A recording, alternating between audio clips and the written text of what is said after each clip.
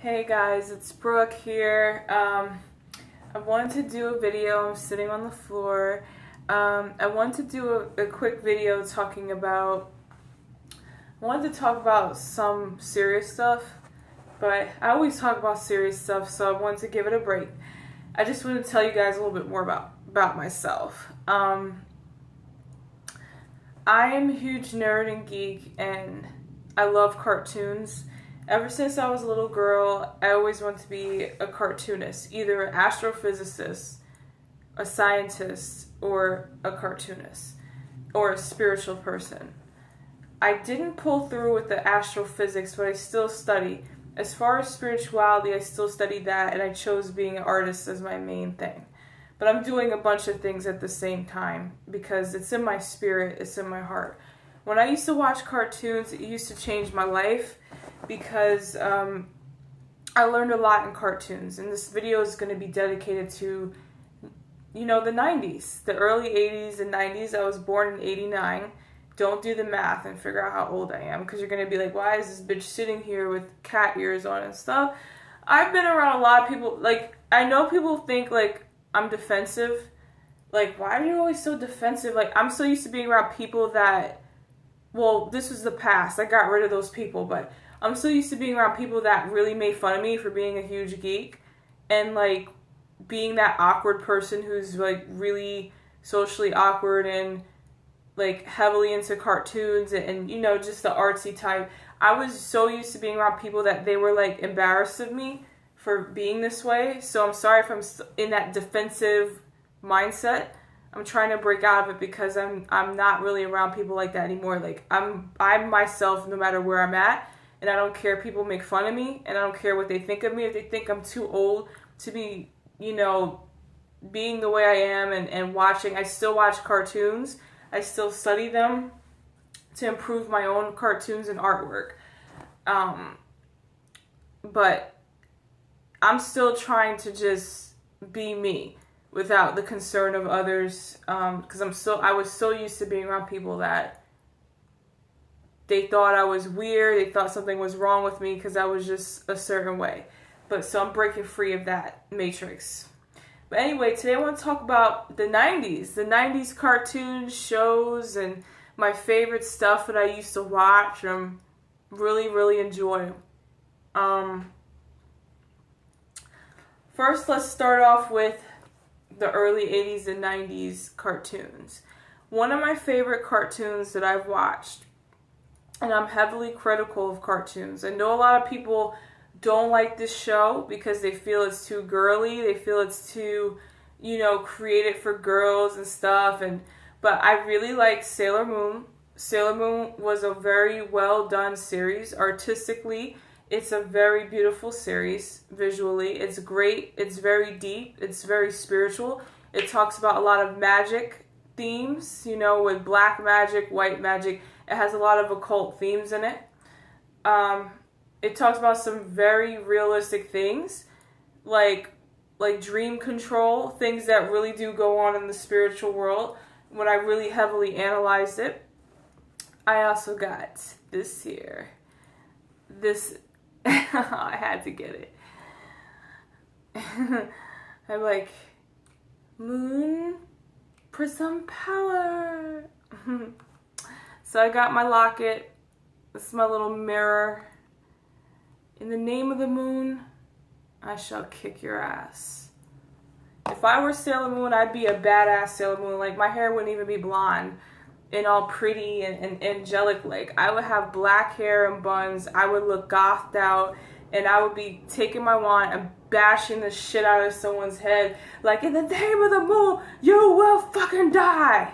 That's probably why I wasn't hired to be Sailor Moon. But anyway, great series, great characters, very interesting, awesome show. I think from just analyzing the show, it is girly, it is cheesy at times, but I don't think it was bad. As far as the writing, as far as the character development, I think it was really, really good.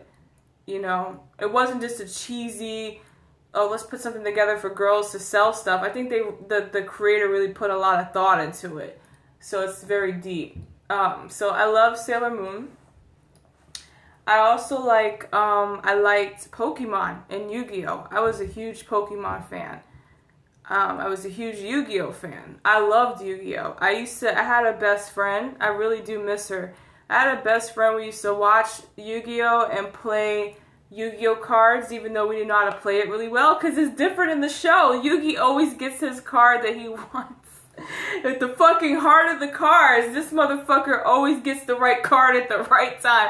I tried that shit. That shit does not work in real life, but it was a cool show. You know, I watched the series with Pegasus and darts and the Egyptian god cards and all that stuff. So it was cool. The tournament and Kaiba's ass always complaining and being a douchebag, flying around his private jets. I was watching Yu-Gi-Oh! With my fiance not too long ago. I love watching these cartoons as an adult because it's just that much better because you analyze things. There's a lot of occult stuff. I have to just, because I'm into the truth and stuff, like I've been into spiritual stuff, but I gotta be honest, there's a lot of occult stuff in Yu-Gi-Oh! If you take a second look, there's a lot of occult stuff there. That's all I have to say about that. I don't want to break it down and go deep into it because that's a whole nother video I have to do, but I'm just quickly going through a majority of the 90s things that I really liked. I'm a 90s girl. I love Pokemon. Pokemon was the shit. My favorite Pokemon was Squirtle because he was a badass with his fucking black glasses and shit. He had his little Squirtle squad and he is so adorable. But I love Squirtle. I also used Squirtle in Smash Brothers before they took the Pokemon trainer out and kept Charizard. So I like Charizard too. He's cool, but I miss Squirtle. Squirtle was cute. In Smash Brothers, put him back in Smash Brothers, please. What else in the 90s that I love? I love me some Dragon Ball Z. I actually bought a Goku shirt, a female Goku shirt with the symbols and stuff on it. I was gonna walk around and be a fucking Saiyan. Like, my hair ain't gonna be blonde, but I'll be a Saiyan. I'll put my locks up, like, you know, some shit. I love Dragon Ball Z. My favorite character was Goku. I thought he was sexy. You know, because he was, like, strong as hell, but he wasn't, like, trying too hard. It's, like, nothing to him to kick Frieza's ass and shit and kick everyone's ass. He's like, it's whatever, but he was playful with it. But when I got older, I started liking Vegeta more. I don't know why. Like, I always liked Goku. I thought, oh, God, Goku is so cute because he's such a dumbass. He's the strongest person in the universe, in their universe. But yet, he's just so goofy and playful and just ridiculous. But then I started liking Vegeta because when I looked at Dragon Ball Z again, because most recently I watched a Dragon Ball Z movie, they just rehashed the Frieza thing. I think it was a movie, and it's something about Vegeta that when I got older, I was like, all right, that Vegeta has that attitude. You know, he has that attitude. Like, all right. He is never, like, better than Goku. Because he tries so hard, but he can never just be as good as Goku. But he just got that tude, man. He got that attitude that's just is fierce. So Vegeta is fierce, so I like him.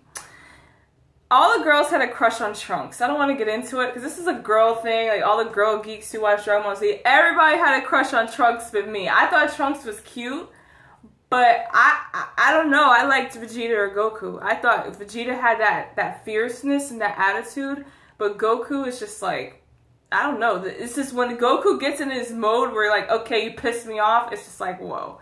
So, I was a huge Dragon Ball Z fan.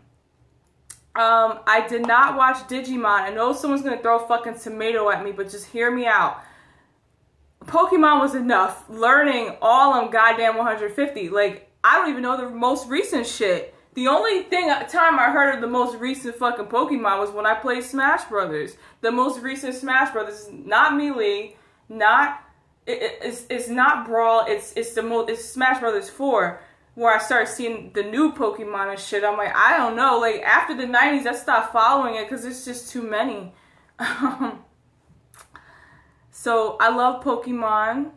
I love Digimon. I wasn't into. I was a Pokemon girl. Let's talk about what other shows. Teenage Mutant Ninja Turtles. I love Donatello. I love the smart ones. He was such a sweetie. And I I loved Mike. Mike is someone that I would hang out with and smoke some pot with. Like, he was fucking cool as hell. And Raph, oh my god.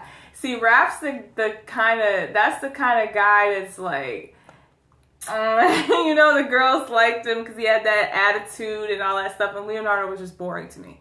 I didn't really like Leonardo because Leonardo was like the leader, and he was like he was always balanced and righteous and stuff. And like, you know, okay, cool, whatever. That's cool. You're the leader. You're the most balanced. Like, you're the most focused and stuff. But I like the other ones more. What else did I grow up with? I still watch these cartoons today because I still analyze them to help me become a better cartoonist. I rewatched this series. I rewatched Courage the Cowardly Dog because I love the style. I love the style of this cartoon. It has this creepiness and this darkness to it. It has this weird darkness to it that is actually quite frightening. A lot of stuff, it doesn't frighten me a lot, but Courage had this deep subliminal terror in it that it was very disturbing. Courage the Cowardly Dog, watching it as an adult, it's very creepy and disturbing, which I really like. I like it. I like the style of Courage. It was definitely something like a lot of people will remember. Like, man, that character, that ancient Egyptian ghost or whatever. Everyone's gonna remember how weird and scary that thing looked. Everyone's gonna remember that lady who basically was seducing. She was supposed to be a succubus. They basically covered a lot of demons in Courage the Cowardly Dog and different types of demons and spirits. There's the lady spirit, one of my favorite characters, that was a seducing spirit, and she was seducing Eustace and took him to her underwater lair. That was very interesting. So she was like a mixture of a succubus and a Lorelei, which was very cool.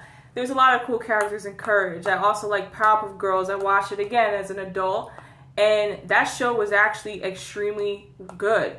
You can get the jokes when you're an adult. You know a show is good when you can laugh at it as a kid and laugh at it as an adult.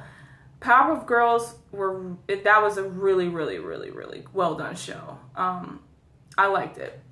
My favorite Powerpuff, of course, was Buttercup. Because we share a lot of similarities. But as I rewatched the series, I actually liked, because I used to like Blossom, but I actually like her. You know, I was like, all right, she's pretty badass. You know, she's tough. She's a tough leader. And I like Bubbles too. I like them all. Powerpuff Girls. What did I watch recently that was from the 90s? Rocko's Modern Life. As you guys all know, I'm a huge fan of Joe Murray's work. I don't like Camp Lazlo. Not into it.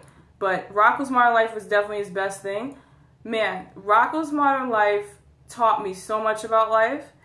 First of all, let's talk about the style. The style of the cartoon is really trippy. And I like how everything in their world is kind of bent and tilted to one side, just to show that this world is slightly off. I like that the fact that their building was named Conglamo. That was funny. And that everyone in that building, and just pay close attention to this, guys, because this is about the truth movement, too. Everybody who worked at Conglamo were lizards, okay? And everyone's coming out with this reptilian shit. So you got to pay attention to these cartoons. These cartoons look silly and stuff, but when you really, like, look into it, you'll see, okay, that's why Joe Murray drew these, at Conglamo, these fucking executives. That's why he made them lizards, because he was onto something. So we gotta look at I'm gonna do a video where I break down the occult and predictive programming techniques in cartoons, because I was a heavy cartoon watcher. So check out Rocko's Modern Life again. There's a lot of sexual innuendos and hidden meanings. Very, very slick. Very, very slick, Joe Murray. And I also thought Joe Murray was cute when he was younger. Very, very slick stuff. They got away with a lot in Rocko's Modern Life. And it was a very great series. What else I used to watch? Ren and Stimpy. I saw a little bit of the new series that was on Spike TV. And Ren and Stimpy were basically gay. because they had jokes about catcher and pitcher jokes and stuff. And I liked Ren and Stimpy. It was extremely weird and gritty and strange. And it had this edge to it that was interesting. I would just say Ren and Stimpy was definitely one of the weirdest, most disturbing cartoons I've watched, and I'm surprised it came on. But it was actually the art style of, I forgot the animator's name, but his art style is extremely interesting. That's the best word. It's not bad. It's actually very good. It's just very interesting. One of my favorite shows, guys, I'm gonna do a part 2 because I'm already at 15 minutes, but one of my favorite shows of all time, cartoons, coming up.